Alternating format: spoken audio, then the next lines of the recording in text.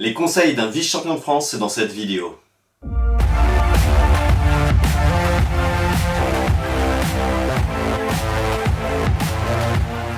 Salut les amis et bienvenue pour cette nouvelle vidéo. Alors aujourd'hui on va pas parler de faction mais on va parler podium avec un vice-champion de France 2 fois consécutif qui va vraiment vous apporter tous les bons conseils et son expérience par rapport aux 2 derniers CF en date. Donc vous l'avez compris, notre invité aujourd'hui ça va être Nostrus. Salut Nostrus, comment tu vas? Salut Obi, ça va très bien. Et toi?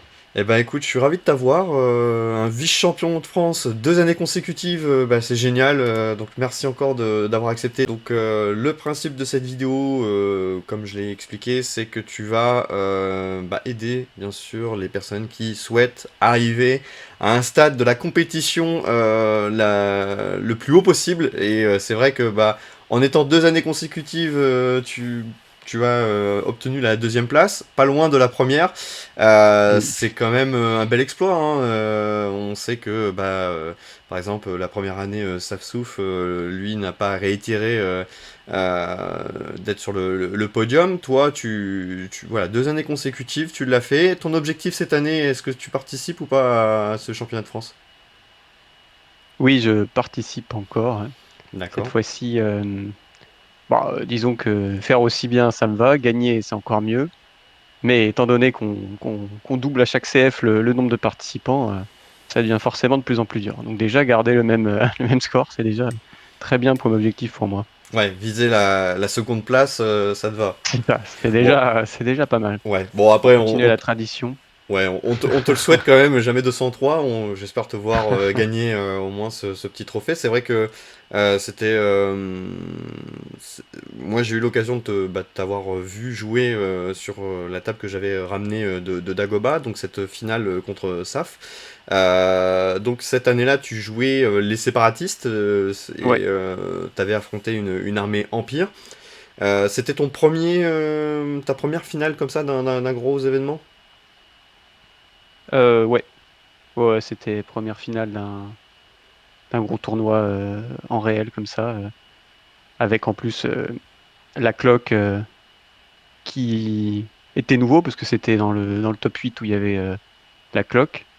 Donc c'était effectivement beaucoup d'émotions dans ce tournoi. Déjà, le fait d'arriver en finale, c'est quelque chose d'inespéré pour moi. Je m'attendais pas à ça. Je visais un top 8. C'était déjà pour moi un très bon exploit. Donc la finale qui s'est passée a été bon, un, un peu un peu one-sided, quoi. J'ai tenté des trucs, ça s'est pas très bien passé. Et en plus, à la fin, je finis autant. Mais bon, c'était quand il y avait beaucoup d'émotions. Je sais que j'ai pas joué au meilleur de ma forme sur cette finale parce que c'était aussi la première d'un si gros événement. Mais malgré tout, après ça, je regrettais rien parce que le parcours était déjà incroyable. Ouais, c'est beau, c'est énorme. Puis en face, t'avais aussi un Oui, sacré en joueur. plus, Ta deuxième année, du coup, tu jouais toujours séparatiste, ouais. séparatiste, toujours. C'est ton armée Mm. de cœur, tu joues que ça? Oui, bon, oui, que disons à 90%, je joue que ça. Je vais tester d'autres choses sur TTS ou en vrai, mais en tournoi, je joue quasiment. Moi, je crois qu'en tournoi, j'ai joué que ça, en fait, hein, tout D'accord. simplement. Parce que c'est mon armée de cœur, effectivement, et j'ai pas encore craqué à essayer une deuxième armée. Ça me permet de bien se concentrer sur maîtriser la faction. Donc, moi, ça me convient, ce mode de jeu pour l'instant, en tout cas, d'être sur monofaction, même si je néglige pas les autres factions dans la recherche des listes qui font, etc., pour quand même savoir ce qui se passe en face et pas juste être surpris des unités qui peuvent sortir en face. Ouais, on y reviendra bien sûr sur le Ouais. sujet de la préparation, de comment on gère les listes adverses, les méta et les combos. Ta deuxième finale, du coup, tu avais affronté quoi en face? C'était quoi? C'était de l'Empire Alors, ou... c'était de ça qui jouait Clone. Ouais, d'accord. Il jouait Yoda Shui avec, somme toute, le cœur de l'armée, c'est Yoda Shui avec triple barque sans amélioration et trois petites P1 et deux petites Pike. Donc D'accord. c'était 11 actis et c'était Yoda Shui, le cœur de l'armée. D'accord. Et la différence entre ton premier, enfin ta première finale, où finalement, bon bah c'est peut-être le stress, la cloque, la pression. Cette deuxième finale, tu l'as jugée comment, celle-ci, avec l'expérience que tu avais du coup Bah, je trouve effectivement que j'ai mieux géré question timing, parce que j'ai pris beaucoup d'expérience depuis de tournois, etc. Et, euh, et globalement, effectivement, j'ai fait quand même quelques boulettes, évidemment, hein, mais je trouve l'avoir beaucoup mieux géré. Bon, même si au final je perds, mais quand même avoir Hmm. beaucoup plus tenté de choses que lors de la première. Donc, malgré cette défaite, je suis quand même assez content de comment j'ai essayé de gérer cette finale, ouais. D'accord. Tu t'étais préparé à essayer de viser, toi, le podium au moins pour cette deuxième expérience, ou tu te disais encore le top 8 c'était satisfaisant pour toi?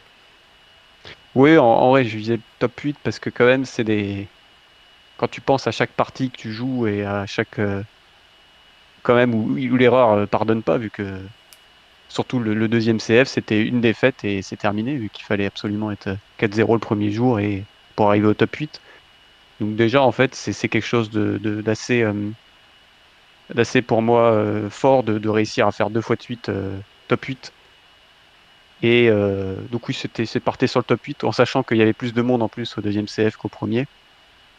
Ça me paraissait déjà un objectif raisonnable et même si on espère toujours plus, mais objectif où je peux être content de ma performance et me dire que j'ai fait le taf, quoi. Et après, c'est un peu du bonus où, voilà, on essaye d'aller au bout, mais on a fait le taf. Donc la pression peut redescendre un peu de ce point de vue-là parce que il y a un peu l'envie de pas faire moins bien que la fois d'avant, quoi. Parce Hmm. qu'après, on a l'impression de perdre du niveau, alors que ça peut être plein de contextes, un petit peu de malchance à un moment donné. Bon, c'est quand même, ces fois, ça se joue à peu de choses, les parties. Donc, Hmm. Ouais, ça, je veux bien te croire. C'est vrai que des fois, des petits détails, des petits lancers de dés, des petites choses, voilà, qui des fois peuvent faire basculer une partie. Ok, donc ça fait combien de temps, toi, que tu joues à peu près Star Wars Legion? donc ça va faire 3 ans, là, parce que, D'accord. plus de 3 ans même, parce que j'ai commencé pendant le confinement. Hmm. Avec TTS, je Voilà, suppose? Ouais, ok. c'est ça. C'est Ouais. ça, j'ai découvert le jeu sur TTS. Et, euh, et voilà, et après, j'ai commencé le jeu physique plus tard. Mhm. Euh, ouais, c'est ça. C'est ça. Ok. Euh, donc toi, t'es joueur séparatiste. Tes deux listes que tu avais faites pour ces deux finales, enfin du moins ces deux finales, ces deux CF, mais forcément qu'on a pu voir en direct sur la chaîne de Pierrot et de Blocos en live party. Tu jouais quoi exactement sur ta première liste, et tu jouais quoi sur celle de la finale de l'année dernière? Donc, la première liste, c'était une Doku avec double Mania Guard, avec derrière un T-Série et des B1 avec quelques snipers, armes lourdes et aussi des droïdes de soins et un droïde mécano, je crois. Plus l'idée, mais voilà l'archétype un peu de la liste. Ouais. Avec Doku qui était en config un peu défensive avec les barrières de force pour protéger les Maniagards qui avaient le lance-roquette. Donc un peu du harcèlement à longue portée avant de potentiellement rentrer dans le lard avec Doku double Mania pour impacter vers le milieu fin de partie. Et la deuxième, là, c'était toujours les Maniagards parce que c'est une unité qui est très forte en CSI. Mais on était sur trois Maniagards avec Kalani en commandant et Cat Bane en agent, complété de B1 avec pareil quelques réparateurs et trois réparateurs et deux snipers au 5S. Donc là, on a une config sans utilisateur de la force, mais avec Cat Bane qui apporte une bonne mobilité sur les scénarios avec objectif notamment les caisses et les triples Maniagards qui apportent la défense solide justement contre les armées de mêlée et les Jedi. Voilà, donc enfin, c'est un peu le même cœur d'armée, un B1 Maniagard, avec des petits changements quand même sur la manière de la jouer entre Doku et Cat Bane et Kalani. D'accord. Et est-ce qu'à l'heure actuelle, c'est toujours méta ou il y en a une des deux listes où c'est plus compliqué avec tout ce qui s'est passé, les changements de points, les, les règles, on peut mettre ça de côté et puis se dire, voilà, c'est pas forcément le bon plan pour le prochain CF. Bah, Doku double Maniagard, après, j'avais un peu arrêté, mais c'était pas tellement le changement de points qui avait fait mal. Enfin, il y a eu beaucoup de changements de points entre le premier Hmm. CF et aujourd'hui, donc il s'est passé pas mal de choses dans la méta. C'est juste que j'avais envie de changer. Depuis par contre, la deuxième liste, quand même, dans les deux cas, les Maniagards avec lance-roquette ont pris des points avec l'augmentation de points de lance-roquette, mais ça reste quand même tout à fait jouable. Donc en ce moment, c'est plus trop ça que je joue parce que Oui. je joue plus avec Ventress parce que je la trouve assez forte et intéressante niveau gameplay. Mais je pense que ça reste quand même tout à fait OK ces deux archétypes de liste. Surtout Doku là, a perdu 10 points à la toute dernière mise à jour. Donc ça reste tout à fait jouable, je pense. Ouais. Avec des améliorations, enfin des petits changements à faire pour s'adapter évidemment aux changements de points, aux nouvelles règles, Hmm. etc. quoi. Mais Ouais, voilà, mais un débutant pourrait partir sur une liste qui est pas trop dégueulasse ouais, c'est ça. sur une des deux. Je pense que ça reste tout à fait honorable. Ouais. D'accord. Donc, pour toi, à l'heure actuelle, pour arriver à un stade de la compétition en finale, quelles sont les meilleures factions pour arriver en finale est-ce que toi, tu es un petit peu du même avis que mes précédentes interviews, c'est-à-dire peut-être potentiellement de l'Empire, ça, bon, on se doute avec Oui. la Blizzard Force, c'est habituel. Est-ce que la République, est-ce que la CSI, est-ce que le collectif de l'ombre, etc., etc., peuvent Hmm. prétendre à une finale ou un podium, ou tu penses que à l'heure actuelle c'est compliqué pour certaines? Après, il y a individuellement, je pense qu'on peut trouver certaines listes un peu pépites dans chaque faction qui peuvent bien marcher et si elles sont bien menées, peuvent aller au bout. Donc en fait, définir un podium, ça peut être un peu restrictif parce que tu peux avoir une Hmm. liste que quelqu'un a trouvée qui est très forte et qui est très bien jouée, hop, qui performe. Mais je pense que si on fait une moyenne que ce que serait le top 8 Ouais. actuellement, il y aurait beaucoup d'empires. Je pense que République est pas mal aussi. Il y a peu de... Avec les nouvelles options qui sont sorties, je sais pas encore ce que ça vaut, les Cody avec... Mais ça a l'air de pas mal tourner quand même, ce genre de liste. Anakin qui reste très fort, donc il y a deux archétypes qui vont bien. Euh, Collectif de l'ombre, bah, c'est un peu de mal. Ça reste encore jouable, mais peut-être pas, ouais, peut-être pas suffisamment pour aller top 8 avec les récents nerfs.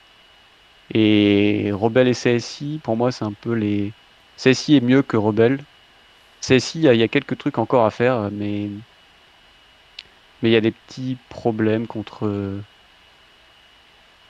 les listes Blizzard et Dark Trooper. C'est dur d'être fort contre tout, je trouve, en CSI.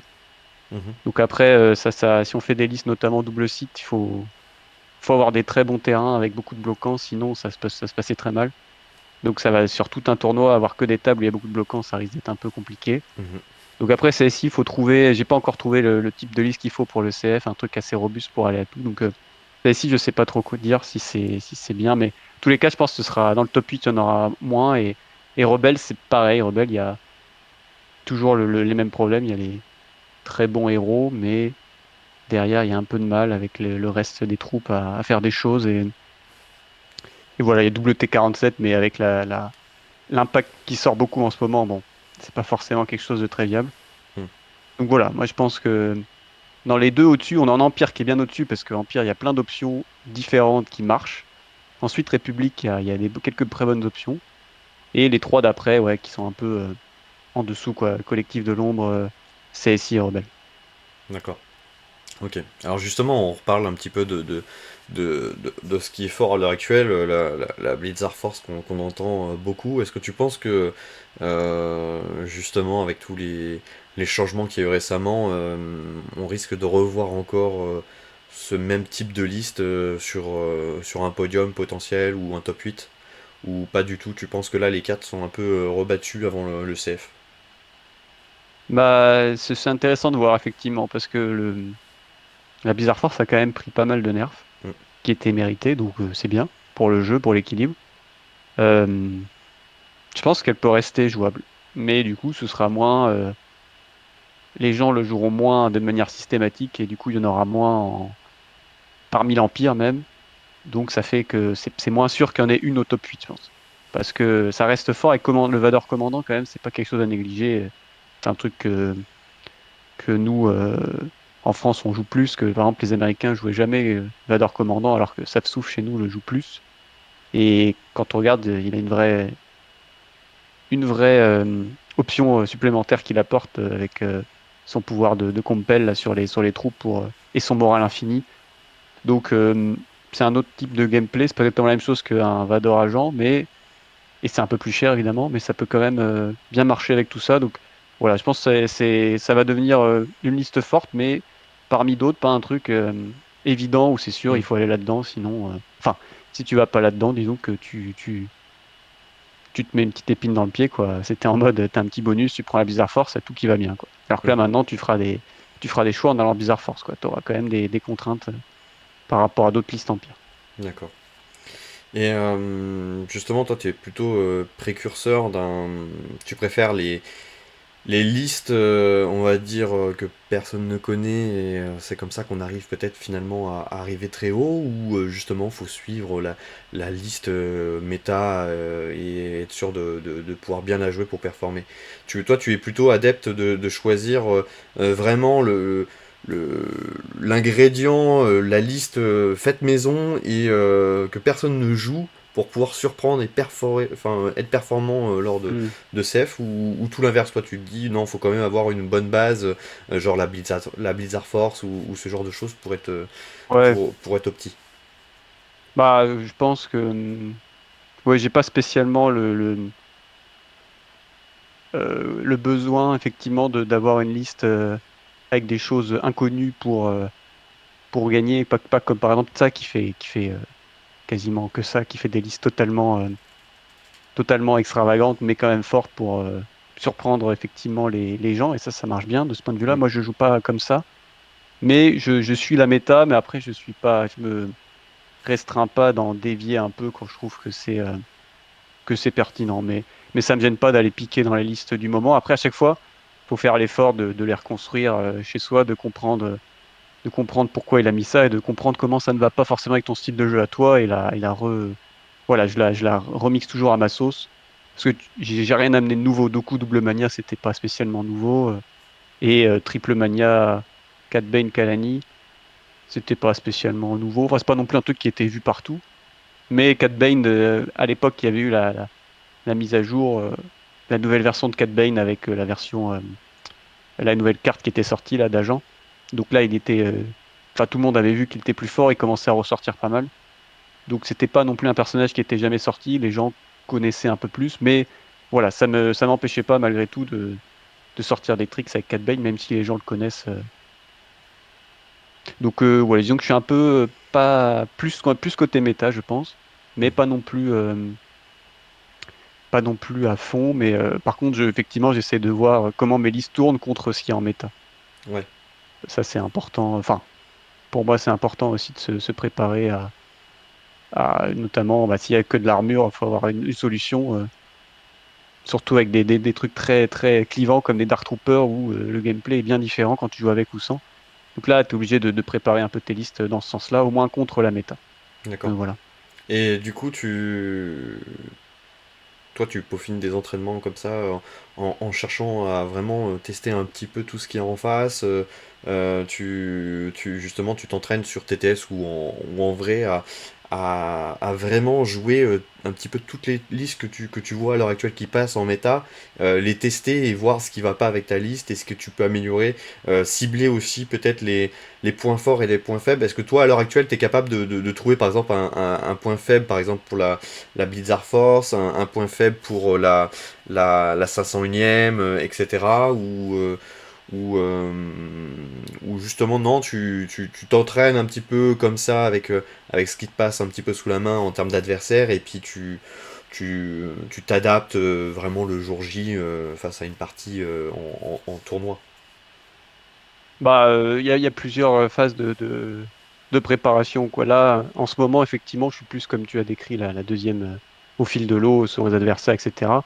Le fait de jouer au tournoi, la Live in Base, notamment le tournoi par équipe dans l'équipe française, ça fait que on affronte pas mal de listes plutôt méta avec les gens internationaux. Donc ça permet un peu de voir à l'épreuve du feu la méta. Mais pour les préparations avant les CF, j'avais plus effectivement une notion d'essayer de tester contre quelques listes, contre des listes méta, de voir comment ça se passait, quoi, un peu plus. Mais vraiment, ça, c'était plus période spéciale CF où c'était un peu plus dans l'entraînement CF. Hmm. Le reste du temps, déjà, c'est bien de jouer. Enfin, après, bon, on peut aller en phase plus poussée, quoi. Mais pour moi, en ce moment, je suis plus comme ça, à jouer, s'adapter contre plusieurs listes parce c'est toujours bien de jouer de toute façon. Et puis, tu as aussi que des fois quelques surprises avec des listes un peu justement hors du commun qui sortent. Donc, c'est bien aussi de pouvoir jouer contre d'autres listes et de savoir s'adapter le moment venu. Hmm. Ok. Donc, toi, tu suis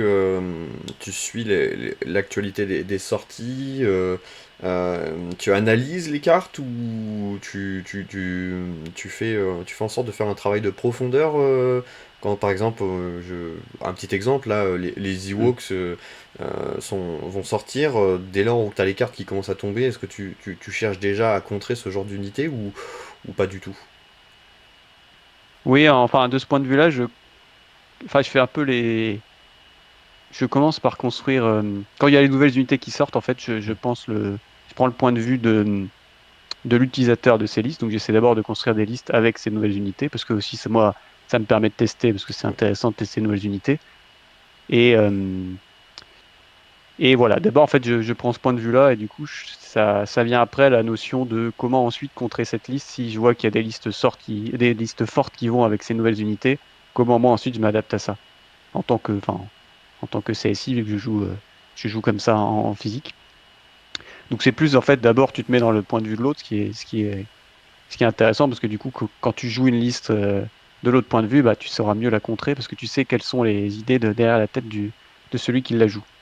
Mhm. Mais oui, effectivement, je regarde beaucoup les nouvelles sorties, etc. À avoir des petites idées de liste. Ça, c'est le meilleur moyen de voir un peu comment ça marche. Ensuite, tester, voir comment ça se tient en vrai parce que il y a la théorie et la pratique. Ouais. Mais voilà.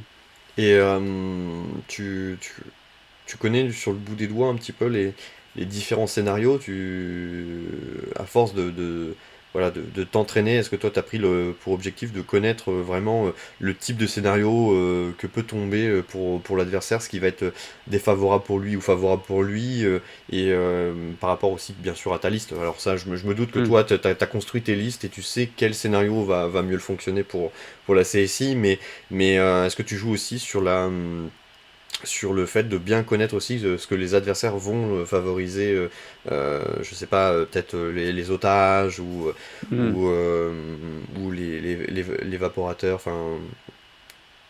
Oui, c'est un truc important, effectivement, intéressant de voir quand tu regardes les listes des autres personnes, voir leurs objectifs à eux. Mhm, Ça c'est même quand tu regardes des listes passées sur Internet, sur le Discord. Tu peux voir leurs objectifs à eux et voir, du coup, tu essaies de te dire, ah bah, ils jouent ça, ils aiment pas ça, en fait.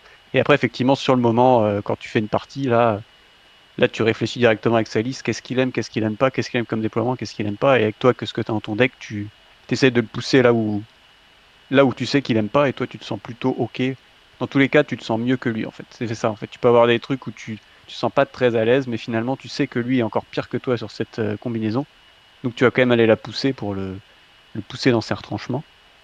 Et après, avec les nouvelles règles, tu peux voir le deck de bataille de l'adversaire. Mais du coup, avant, tu avais aussi besoin potentiellement, si tu voulais essayer de deviner le deck de l'adversaire pour te dire est-ce que ça vaut le coup, si je suis bleu, si j'ai moins de points que l'adversaire, de choisir d'être rouge pour choisir mon côté de table, mais en laissant le deck de bataille de mon adversaire. Dans ce cas-là, il faut absolument avoir une idée de qu'est-ce qu'il a comme objectif pour pas te faire piéger au moment où les cartes sortent et tu as quelque chose que tu voulais absolument pas, quoi. mhm. Bon, maintenant, vu que les cartes sont publiques, tu peux bah, du coup juste regarder ces cartes avant et voir déjà ce qu'il avait. Ça te permet, même si tu continues d'être bleu, de voir ce qu'il aime pas a priori selon son deck.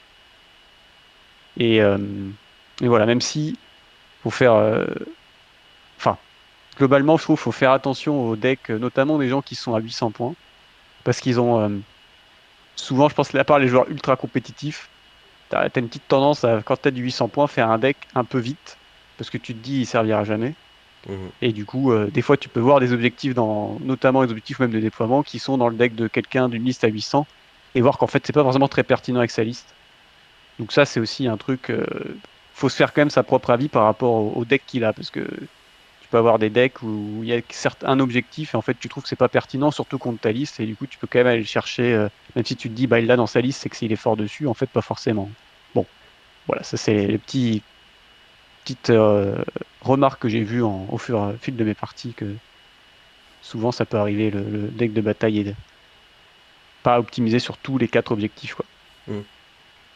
Est-ce que tu pousses des fois ton adversaire à, à être vraiment pénalisé sur ce choix de scénario? Et est-ce que justement ça t'est déjà arrivé durant une partie peut-être sur les deux CF, rien que d'avoir imposé un scénario à un adversaire, d'avoir gagné la partie sur ça? Hmm, Sur le fait que bah ouais. voilà, tu sais que d'entrée t'as le plan de jeu, tu sais qu'il pourra jamais contrer ça et que bah finalement à la fin de la partie tu avais raison et ton plan s'est déroulé comme il fallait et t'avais gagné juste par le choix du deck de bataille. Ouais, ouais, ce qu'on dit, le T0 c'est le plus important, effectivement. Mhm. T'as vraiment des plein de situations où tu peux avoir gagné dès le T0, bon, même en incluant le déploiement quand même, parce que ça peut changer un peu, mais, Mhm. mais déjà rien que le choix effectivement des objectifs, du style, tu prends je sais pas, tu prends otage sur acculé quand tu as deux sites dans ta liste, bon, tu te dis, tu pars déjà très bien. Ou alors tu prends, ce qui moi a pu marcher au CF, c'était les caisses avec Cat Bane sur un objectif où on est loin, sur un déploiement où on est loin du centre. Parce que du coup, Cat Bane commence au centre, il prend l'objectif, il se barre. Et après, c'est terminé, quoi. Je peux juste, je m'en vais avec les trois caisses. Faut juste survivre 6 tours avec les trois caisses, mais l'adversaire doit courir après moi. Donc là, c'est une autre situation où je fais une grosse boulette ou malchance. Dès le T0, je me dis, bon, bah, ça va être une partie, il faut pas faire d'erreur, mais normalement, c'est bon, je l'ai déjà, quoi. Mhm. Et ça arrive quand même euh, assez souvent. Des trucs où le T0, tu sens que tu as pris un énorme avantage sur l'adversaire. Ouais. Alors moi, tu vois, c'est que depuis récemment, vraiment, je me penche un petit peu sur les decks de bataille, mais avant, j'étais vraiment le joueur, voilà, je choisis le scénario plus au feeling, et je vois que oui, les joueurs comme toi qui poussent vraiment le, dans la méta, le choix des cartes de deck de bataille sont vraiment un, un axe important et toute la méta en fait finalement des fois circule juste ça sur le scénario en lui-même. Le Hmm. jeu s'y apprête, de toute façon c'est un jeu où bah, le scénario vous fait gagner la partie.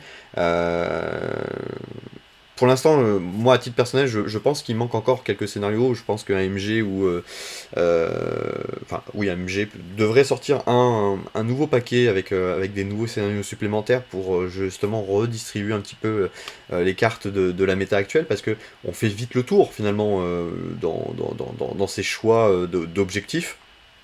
Euh, toi, Après, tu. le problème, c'est que, enfin, je sais pas, enfin, ça change quand même beaucoup de choses, du coup, faut voir si c'est. Hmm. Mais je pense que ça peut être bien, mais parce qu'en fait, tu vois que justement, le fait d'avoir, comme tu dis, fait le tour et en mode, bah là, je sais qu'avec ma liste, j'ai deux objectifs, je suis très fort. Et par contre, les deux autres, là, j'ai du mal à les trouver. Et c'est là que c'est compliqué de trouver des trucs où je suis Hmm. finalement fort, mais pas forcément contre toutes les listes, etc. Alors qu'en fait, si tu as beaucoup de choix d'objectifs, tu vas mécaniquement augmenter la puissance du joueur bleu. Donc, voilà, c'est ça qui est un peu compliqué. En fait, c'est pour ça que c'est un truc dur à toucher pour le coup pour AMG. Ça, je leur en veux pas de pas toucher à ça parce que tu peux un peu casser tout l'équilibre. Du coup, ça augmenterait les Hmm. enchères de toutes les listes parce que tout le monde va être bleu. Parce que du coup, si tu ajoutes 4 objectifs, tu en as 4 parmi 12 au lieu de 4 parmi 8. Donc, tu peux vraiment prendre des trucs ultra spécifiques à ta liste où c'est quasiment, comme on disait tout à l'heure, win T0. Et voilà, donc c'est très dur à équilibrer. Après, peut-être que tu peux faire un truc où au fur et à mesure, il sort des objectifs et les anciens ne deviennent plus jouables en tournoi. Quand ils font tourner les cartes de manière permanente sur une saison. Je sais pas comment ils pourraient faire ça, mais. t'as des trucs comme ça peut être intéressant pour renouveler un peu justement les listes et les gameplays. Mais juste en ajouter, je pense que ça peut être un peu un effet pervers de forcer tout le monde à être bleu absolument. Enfin, je Ok. sais pas, voilà, c'est Ouais, non, mais c'est un point de vue qui est c'est mon intéressant. ressenti à voir après. Mais là, effectivement, je trouve que c'est très dur de sortir des trucs sans tout casser tout l'équilibre. Donc, mais c'est vrai que tu te dis, mais après, c'est partie du truc d'avoir la frustration de pas avoir, genre, j'ai une liste, j'adore ma liste, mais elle est forte que sur 2 objectifs. Les autres, ça va pas, quoi. Et du coup, c'est dommage, mais du coup, c'est là où malheureusement, faut un peu peut-être tweaker sa liste pour qu'elle soit aussi forte sur les 2 autres. Enfin, D'accord. voilà. Et un truc intéressant aussi à dire, c'est que quand tu fais les decks de bataille, du coup, effectivement, première étape, c'est de le faire pour ta liste à toi déjà, voir ce qui est fort avec toi, ce que t'aimes pas. Et après, l'étape plus loin, c'est de réfléchir. Oui, je suis fort sur ça, sur le papier, mais en fait, il y a plein de listes qui finalement sont plus fortes que moi et qui sont actuellement en plus beaucoup jouées. Et donc là, c'est là où tu te dis, genre, j'aime bien cet objectif, genre, j'aime bien Otage parce que j'ai, imaginons, R2 et Leia qui peut faire la carte de Leia qui peut faire un mouvement, la carte de R2 qui peut refaire un mouvement à l'otage. Tu te dis, bah, c'est bien sur otage, mais en fait, tu te dis, bah, si je me prends des doubles Jedi en face, des doubles Sith, des Palpatine, etc., bah, en fait, je suis pas assez fort contre ça. Donc, en fait, tu peux peut-être pas la mettre finalement, cette carte, parce qu'il y a trop de listes plus fortes que moi sur cet objectif, même si moi, je suis fort contre quelqu'un qui aura pas du tout de Jedi, parce que je vais faire double move à mon otage. Tu vois, ça, c'est le truc où tu réfléchis à l'étape. Sur quoi, contre quoi tu vas sûrement jouer et est-ce que eux ils vont aimer finalement prendre des objectifs contre toi. Ouais, tu Mais c'est penses. quelque chose de très très compliqué le deck de bataille. Bah c'est un truc, enfin c'est quasiment aussi important que la liste en fait, Hmm. Ouais, à niveau compétitif parce que ouais. ouais, vraiment, t'as une analyse où bah, tu as ce choix de deck de bataille vraiment adapté à ton armée, donc c'est-à-dire avec tes 4 cartes vraiment où tu sais que tu maîtriseras euh, par rapport au fait que c'est adapté à ta liste d'armée, mais tu réfléchis aussi au potentiel, au moment où on tire les cartes, de pouvoir sélectionner celles qui vont vraiment t'avantager toi et désavantager ton adversaire.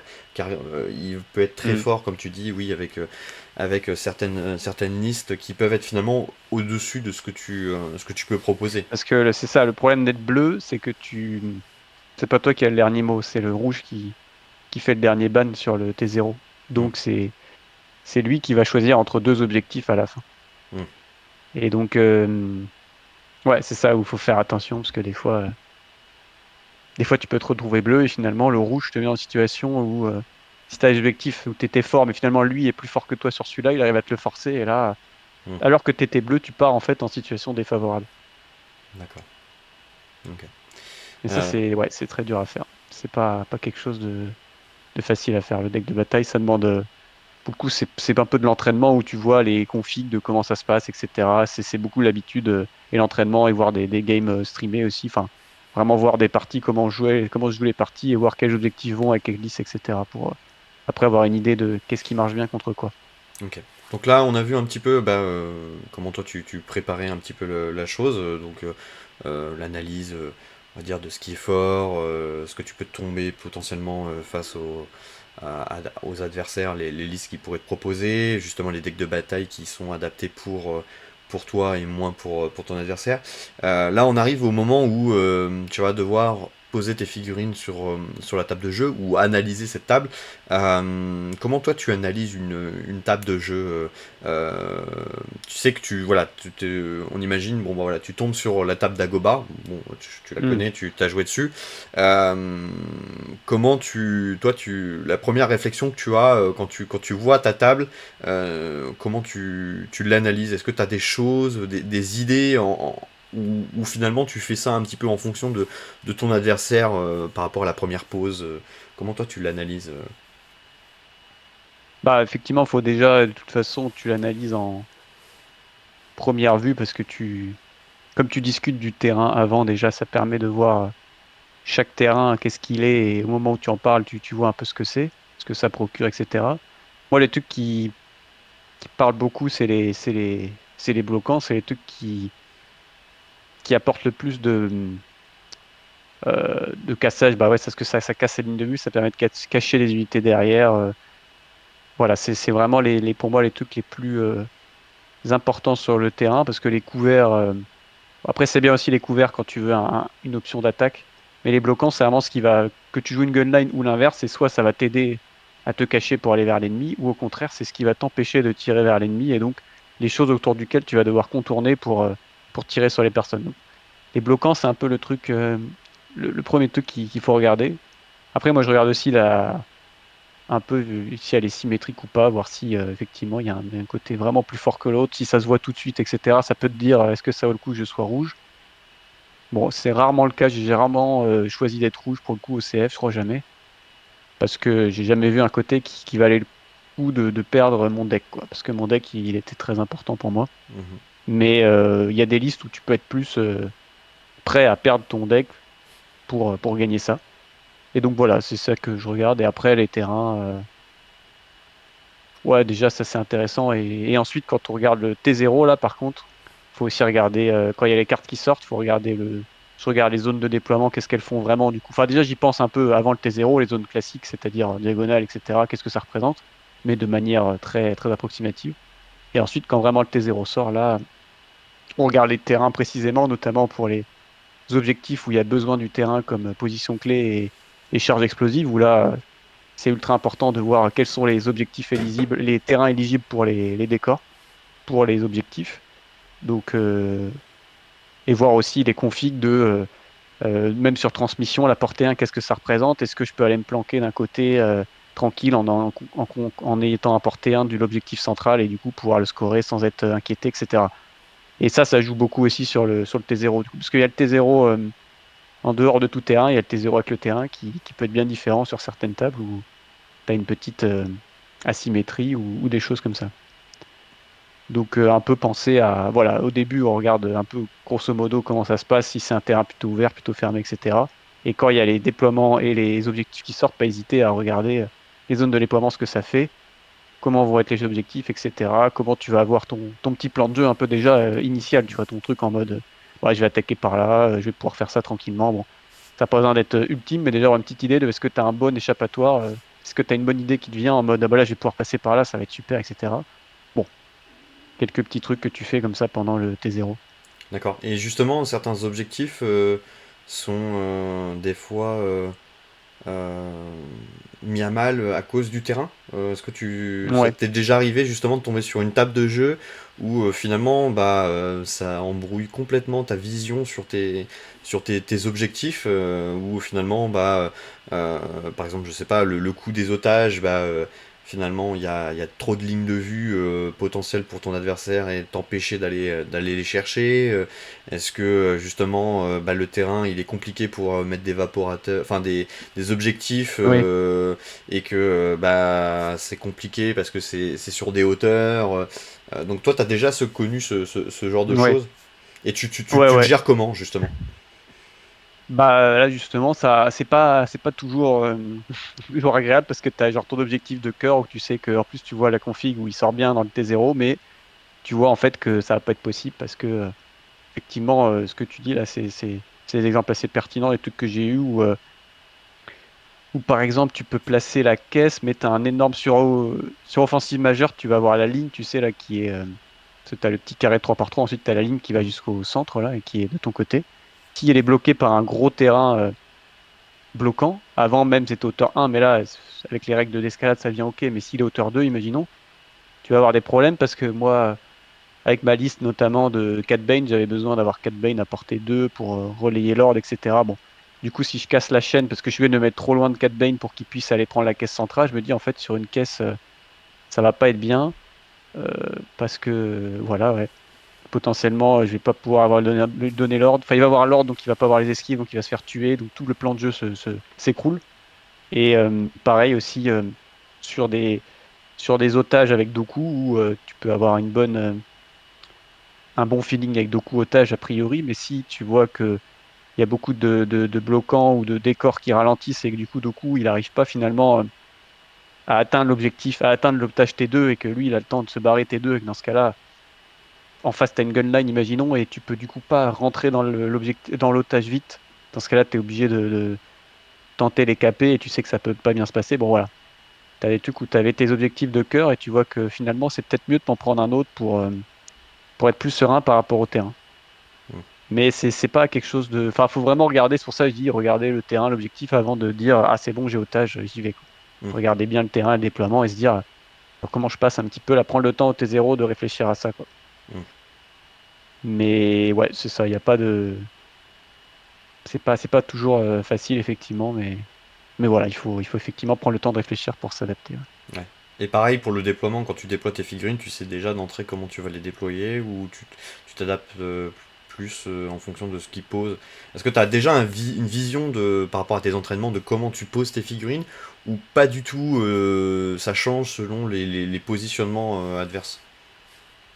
Ouais, bah, j'ai un truc un peu classique, une idée de repli, on va dire, mais Mhm. effectivement, j'essaye de regarder un peu ce que fait l'autre. Bon, après, il y a des déploiements genre longue marche où là, t'as pas trop de problèmes, parce que de toute façon, Mhm. peu d'options, mais ceux avec des options du style acculé où tu as deux options en face, là, tu es obligé de réagir à où il se met l'adversaire. Donc là, effectivement, c'est beaucoup plus dans la réaction. Mhm. Alors que j'ai un petit plan, une idée, mais je préfère, pour le coup, je préfère m'adapter à ce que fait l'adversaire et réagir en fonction. Ouais. Ok. Ce qui, des fois, du coup, prend un peu plus de temps parce que ça, tu prends le temps de la réflexion au fur et à mesure. Mhm. Donc tu perds un peu de temps sur ça, mais je pense que ça vaut le coup derrière d'avoir, du coup, recalibrer son plan de jeu en fonction de comment l'autre s'est déployé pour ensuite gagner du temps sur la suite. Tu t'es refait un plan de jeu dans la tête, un nouveau déploiement, et du coup, tu sais où tu vas aller maintenant, quoi. Même si tu y as perdu un peu de temps. Mhm. Alors là, on a vu un petit peu la méta, mais comment on gère une partie où on maîtrise tout sauf les résultats de dés? Quand un joueur qui connaît sa liste, qui connaît ses cartes de commandement, qui connaît le scénario par cœur, même la liste adverse par cœur, comment on gère en fait une situation? Parce que on n'oublie pas, hein, c'est un jeu de dés, il y a quand Mm. même du hasard, les probabilités des fois sont contre nous. Comment on gère une partie comme ça où finalement bah, les premiers tours où on est censé par exemple déblayer au maximum les ordres parce qu'on en a moins en termes d'activation que l'adversaire. On n'y arrive pas. On a beaucoup de vierges sur des faces rouges par exemple. Mm. Est-ce que toi tu as déjà eu des cas de figure comme ça et finalement il y a peut-être une technique pour se dire bon bah finalement voilà ça chamboule mes plans, comment je gère psychologiquement et comment je gère mes unités sur une table de jeu quand on sait que voilà les dés sont pas avec nous. C'est ça, bah, en fait, ouais. Le vrai truc, c'est ça, c'est la gestion psychologique du problème, parce qu'en fait, bon, il n'y a pas de technique secrète pour mieux lancer les dés. Hmm. Non, c'est vrai. Donc, le hasard, le hasard restera le même. Il y a quelques trucs à savoir, juste de se dire, bon, parce qu'en fait, tu as plusieurs options psychologiques. Tu peux te dire, j'ai pas eu de chance, du coup, ça va revenir. Bon, ça, en vrai, en termes de probabilité, c'est faux. Mais pourquoi pas pour se redonner de l'idée, pourquoi pas, mais pas forcément une bonne idée, parce que si du coup ça rate encore derrière, ça peut encore plus plomber. Moi, les conseils que j'ai là-dedans pour pas tilt, alors après, beaucoup, même pour moi, c'est dur à appliquer, mais c'est un effort à faire, prendre le temps de se calmer, etc., quand tu as des résultats de dés pourris, c'est de se dire, si tu commences à avoir deux tours un peu pourris et que ton plan de jeu marche pas du tout, bah, tu prends le temps de recalibrer, de repartir à zéro, comme si on te donnait un exercice, quoi. Hmm. Comme les trucs dont on sort il y a des trucs dans les magazines d'échecs où on te montre un truc d'échecs et on te dit, fais un mat en trois coups, quoi. Et on part d'une situation donnée. Donc là, en fait, c'est un peu la même idée, quoi. Donc, tu oublies les tours d'avant, tu repars à zéro, tu es en mode, on te donne une situation désespérée, par un peu désespérée en tout cas, avec une chance de victoire qui est du coup plus 0,5, c'est sûr, tu as raté les dés par rapport à l'autre, donc tu as perdu des probabilités de gagner. Et tu te dis à partir de là, qu'est-ce que je fais pour maximiser mes chances de gagner? Et tu pars pas du principe que tes dés vont rater, tu vois. Tu peux pas te dire, bah, de toute façon, mes dés n'y arrivent pas, donc je vais jamais y arriver. Ça marche pas parce que sinon, tu peux rien faire. De manière globale, la stratégie, effectivement, c'est moins tu lances de dés, mieux t'es. Mais ça, c'est indépendant de toute malchance ou chance au dé, parce que, effectivement, quand tu as quelque chose de sûr où tu sais que tu as un objectif et tu t'en vas sans te faire tirer dessus, bah, c'est gagné, peu importe les résultats de dés, donc ça, c'est très bien. Et donc effectivement, tu repars de ta situation comme si c'était une nouvelle situation, en mode on te donne une partie en mode défense désespérée. Et à partir de là, tu essaies de réfléchir aux meilleures options en partant du principe que tu vas avoir de la chance moyenne, quoi. Pas en disant je vais pas avoir de chance, parce que ça, je pense, ça va pas te servir à grand-chose, que du coup, tu peux t'attendre qu'à des trucs que nuls et tu peux te dire, bah, je vais même pas tuer cette unité, donc ça sert à rien, donc en fait, je fais rien et donc j'abandonne, quoi. Ça te motive pas, je pense, de te dire, je vais faire des résultats pourris. Et au contraire, s'attendre à faire de la chance absolue dans l'autre sens, Hmm. ça va te faire faire peut-être des trucs que des conneries, en fait, que t'avais pas besoin de faire pour gagner. Voilà, du style exposer ton Jedi, si tu te dis, bon, bah vas-y, j'y vais, j'envoie mon Jedi, j'envoie Anakin T2, tant pis, je vais envoyer T4, normalement, j'envoie T2 parce que c'est la merde. Et en fait, c'était peut-être beaucoup trop tôt, il s'est fait atomiser et du coup, c'est terminé. Alors que si tu avais attendu, tu avais fait un repli, enfin, je sais pas, voilà. Mais voilà, c'est un peu des techniques où il faut essayer mentalement de se dire, faire table rase du passé en disant, qui s'est passé, ça s'est passé, c'est pas grave. Il se trouve, j'ai fait des boulettes, ça c'est encore pire, mais bon, c'est ça aussi, ou même quand tu fais des boulettes, il faut essayer de se dire, bah tant pis, c'est passé, c'est pas grave. Quand tu as eu des malchances au dé, c'est pareil, tu peux rager contre les dés, mais ça va te servir à rien pour cette partie en l'occurrence. Donc, essayer vraiment le contrôle mental là-dedans, c'est le plus important, quoi. Et essayer de se dire, bah, je repars d'une situation, maintenant je fais le max à partir de ça. Et voilà. Et moi, en fait, ça m'est arrivé des premiers tours où ça se passe pas bien, effectivement, où j'ai pas de chance, etc. Et après, je me dis, des fois, je peux un peu tilter, puis à un moment, je me calme, je me dis, bon, ok, allez, on tente, on reprend tes trucs. Et finalement, bah, pour les deux CF, ça suffit à tout gagner jusqu'à la dernière. Donc, à chaque fois, il y a des situations critiques où faut pas abandonner et ça peut vraiment se retourner. Notamment le quart de finale du dernier CF, là, le quart de finale contre Anne Trotro en Empire, où j'étais parti sur un otage avec Blizzard Force en otage qui réussit à me prendre mon otage avec Vader's Might, donc là ça pue vraiment. Et, euh, et j'ai continué jusqu'au dernier moment où finalement il y a eu Cat Bane qui a pu avoir une opportunité de tuer le porteur d'otage ennemi et d'aller récupérer l'otage en ayant pris la prime avant, ce qui fait que je fais un point pour avoir pris son otage, un point parce que j'ai la prime, et lui, il a 2 points parce qu'il a l'autre otage dans sa zone. Et donc, je gagne au capé, enfin, un miracle quand on regarde le début de partie. Et voilà, en fait, si j'avais juste tilté au milieu et fait vraiment n'importe quoi, bah, c'était terminé, hein. Hmm. Et justement, l'excès de confiance peut être aussi un ennemi Ouais, pour beaucoup de joueurs. Je pense que tu l'as peut-être déjà vu, peut-être toi personnellement aussi, ça t'est peut-être déjà arrivé. Euh, L'excès de confiance, on oublie. Tout peut se passer à tout moment, même si on se dit qu'en face, voilà, c'est un joueur débutant. Ça, je trouve, la chance du débutant aussi fonctionne. Je sais qu'au poker, ça arrive, hein. Moi, j'aime pas jouer contre des débutants parce qu'on sait pas. On sait pas mm, trop, ils savent pas forcément jouer et du coup il n'y a pas les vraies techniques de base. Et c'est pareil peut-être à Star Wars Legion. Mais l'excès de confiance, que ce soit face à un joueur débutant, soit parce que les premiers tours, on se dit ça va être plié parce qu'on commence déjà à scorer.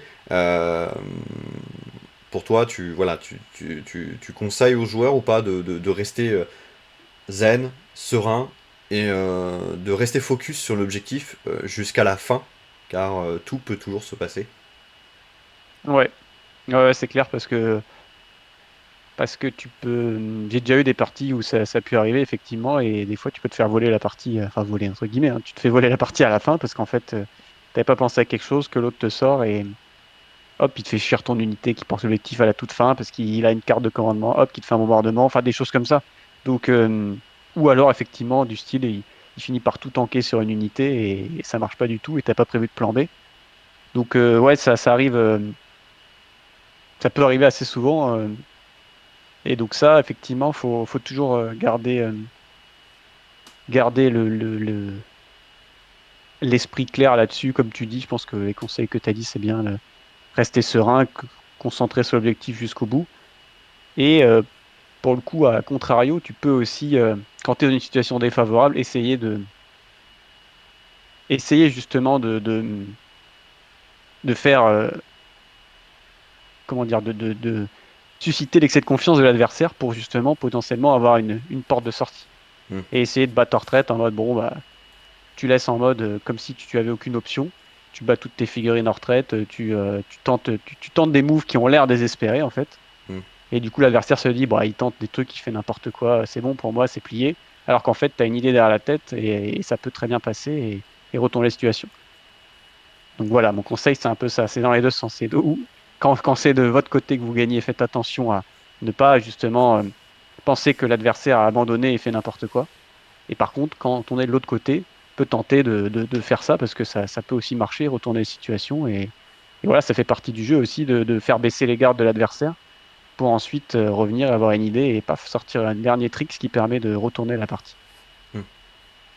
On avait parlé au début de de cette vidéo, la gestion de la cloque. Moi, je me rappelle que de cette finale face à Safsouf, la cloque, je t'ai vu pas mal perturbé par celle-ci. Hmm. Enfin, moi, c'est le ressenti que j'avais. C'est vrai que c'était très compliqué pour toi, et je pense que c'est beaucoup pour ceux qui ne connaissent pas et qui ne maîtrisent pas.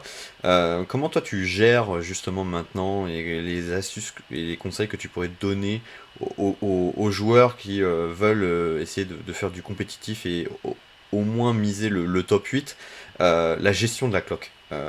Est-ce que toi tu as des astuces? Est-ce que tu as des secrets à révéler sur ça? Ou est-ce que voilà, tout simplement il y a que l'entraînement qui peut gérer ça? Et puis le stress aussi émotionnel sur cette pression du timing.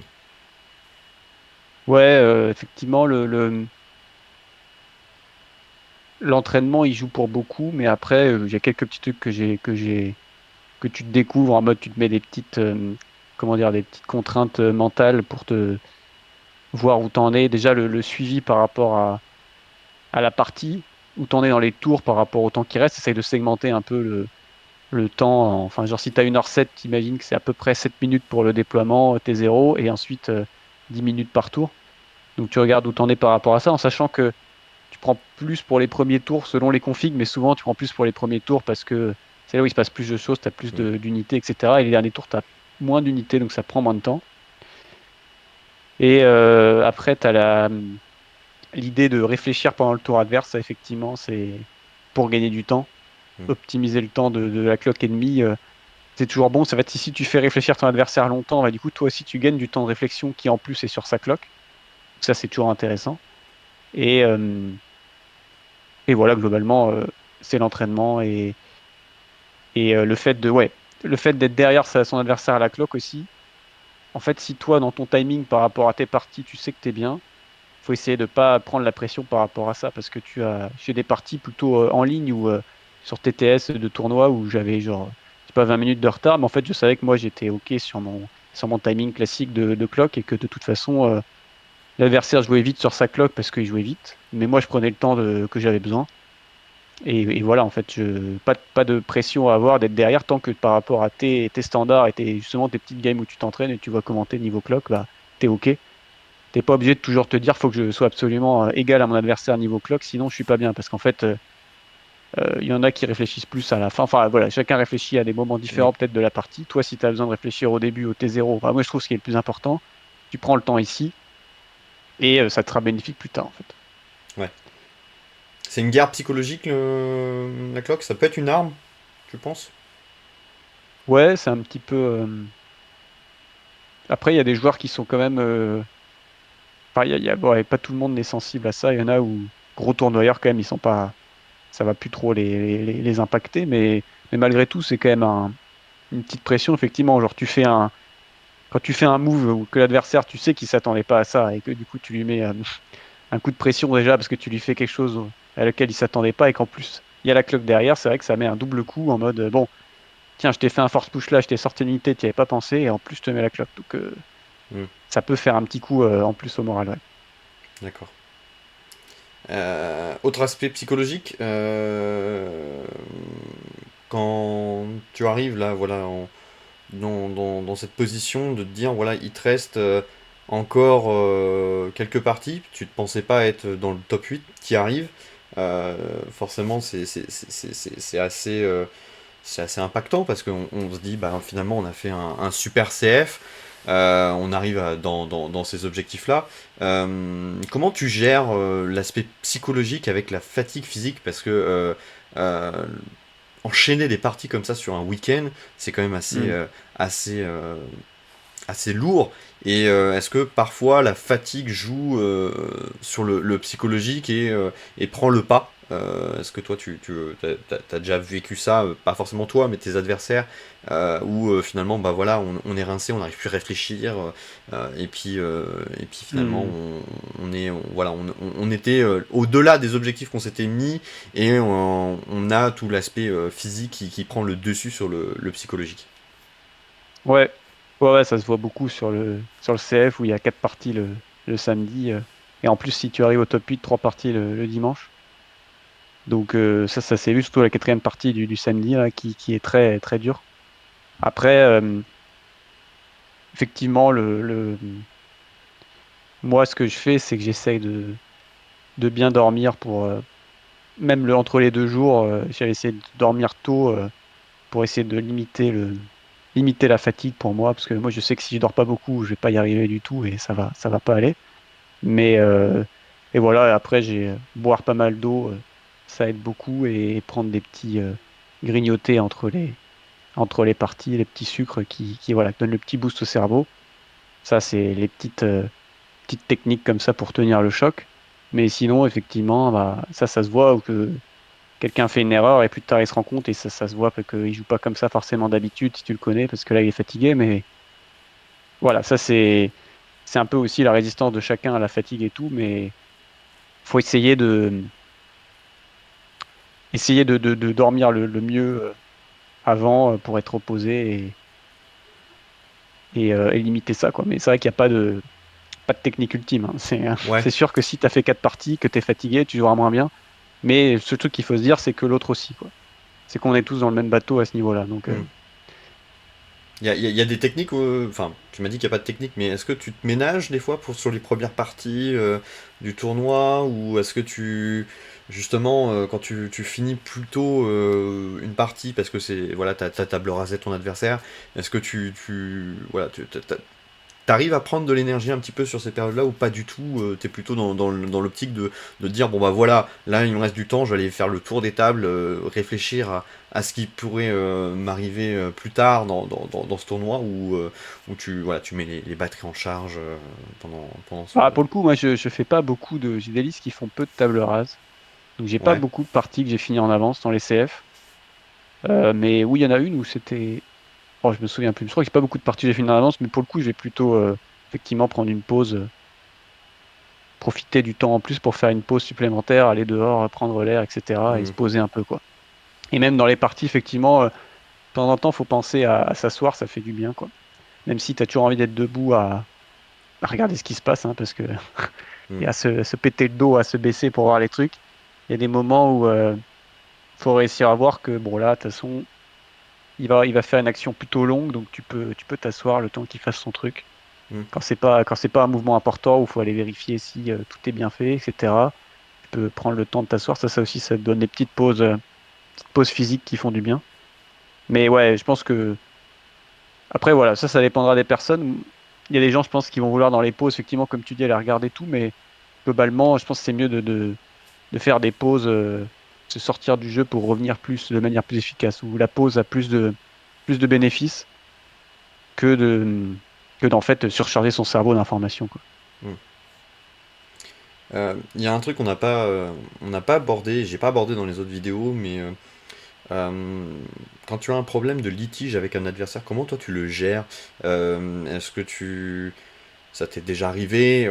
Comment tu gères une pression? Parce qu'il y a une pression derrière entre, bien sûr, bah, l'objectif d'aller gagner cette partie-là, parce qu'on se rapproche finalement d'une place de podium, et les litiges de règles. Alors je sais que normalement on est censé connaître au maximum les règles de Star Wars Legion sur le bout des doigts. Moi je sais que c'est pas mon cas, et c'est pour ça que je serai jamais un grand joueur, parce que j'ai pas cette capacité-là intellectuelle à vraiment pousser dans la méta, mais je sais que pour ceux qui recherchent voilà, cette place sur un podium, et c'est ton cas, hein, tu fais partie de ces joueurs qui sont du haut du panier à Star Wars Legion, et qui connaît les règles. Bon, ça peut arriver peut-être que voilà, sur des nouvelles unités, que tu peut-être un mot-clé, ou Hmm. quelque chose qui peut te passer à travers. Comment tu gères, toi, cette frustration par rapport à un litige, que ce soit la pression adverse ou ta propre pression sur une règle. Est-ce que tu as déjà eu des anecdotes, des conseils par rapport à, voilà, au fait que tu as dû faire intervenir un arbitre pour calmer le jeu ou voilà, est-ce que tu as des choses à dire sur cet aspect-là? Ouais. Alors là, je reviendrai sur ce que tu as dit quand tu dis t'as pas les capacités actuelles pour avoir toutes les règles. Je pense que c'est pas ça que je dirais, c'est juste une question de motivation, quoi. Oui, C'est aussi, oui. ça plus le que je dirais, c'est vrai que parce qu'en fait, c'est chiant de se taper les règles. Mm. Donc c'est juste, est-ce que tu as envie t'as le temps aussi? Est-ce que tu as envie de vraiment avoir le jeu à fond et du coup, tu te tapes les règles? Voilà, c'est ça où c'est une question de que tout le monde peut le faire, mais c'est juste, est-ce que tu as envie de passer autant de temps dans le jeu? Et du Mm. coup, ce qui fait que ça, c'est tout à fait légitime de dire j'ai pas envie, j'ai la flemme, je préfère juste m'amuser. Ou au contraire, j'y vais à fond, je me tape toutes les règles, quoi. Mm. Et ouais, pour les litiges, effectivement, moi j'y recours le plus rapidement possible à l'arbitre hein, pour essayer justement d'éviter les problèmes. Quand c'est des questions de règles, au début, j'essaye d'expliquer ce que je pense savoir. Et ensuite, quand effectivement je vois que l'autre a une autre idée sur la règle parce qu'il pense l'inverse, bah là, le plus simple, c'est d'appeler l'arbitre. Mm. Après, on s'explique avec l'arbitre. Moi, je lâche pas le morceau, même si euh, des fois, j'essaye en instant d'aller aussi chercher soit le post du forum qui concerne le point de règle, soit la règle directement dans le CRB pour avoir le texte officiel. Parce que, je veux dire, il y a des tournois, d'autres tournois ou plus petits tournois où l'arbitre, c'est pas forcément au fait de toutes les règles, toutes les déclarations du forum qui sont quand même bien nombreuses, les corrections du forum. Donc, c'est pas un truc très facile à connaître. Ou même à l'étranger, quand j'avais été en Allemagne, où il y avait des trucs où je voulais vérifier l'info. Enfin, je crois que j'avais pas eu besoin finalement, mais voilà, être prêt aussi à potentiellement sortir ses arguments auprès de l'arbitre, quoi. Parce que il y a des trucs où je sais que beaucoup de gens, il y avait des règles où beaucoup de gens se trompaient. Moi, j'avais bien vu que cette règle se passait comme ça et ça avait été clarifié sur le forum. Bon, c'est un petit truc à la con, mais c'est un truc qui est jamais venu en tournoi. Mais le fait, tu sais que quand tu as lancé des dés, que tu fais une touche, qu'ensuite tu relances avec une visée et que tu fais pas de touche, tu as quand même en fait un pion suppression qui est mis sur l'adversaire. D'accord. Parce que dans la règle, c'est écrit si à n'importe quel moment pendant l'attaque, il y a des touches qui sortent. Et en fait, intuitivement, tu te dis, bah, c'est que le dernier jet qui compte. En fait, non, bon. Ça, c'est un truc où peu de monde le savait et j'avais vu le truc et je le gardais au cas où, si besoin, l'utiliser en tournoi, que ça sorte. Mm. Hop, je sors le petit forum qui sert là-dessus. Mais voilà, c'est souvent l'arbitre, il est plutôt. Enfin, il y a peu de points où je me suis trompé, je pense. Quelques points de règle, je me suis trompé, effectivement. Et là, bon, ça fait un petit coup parce que tu pensais à un truc et t'as l'inverse. Ça fait toujours un petit coup au moral quand tu pensais Mm. absolument une règle, mais que t'as l'inverse. Pour le coup, moi, c'est plutôt dans l'autre sens que ça se passait. C'est l'adversaire qui s'était trompé et ça me donnait un avantage. Et c'est là qu'on en revient au fait que connaître les règles et pas se faire surprendre du coup par l'arbitre, ça donne un bon avantage parce que tu construis ton plan de jeu, en fait, des fois avec des mauvaises règles et ça peut faire très mal derrière. Mm. Mais après,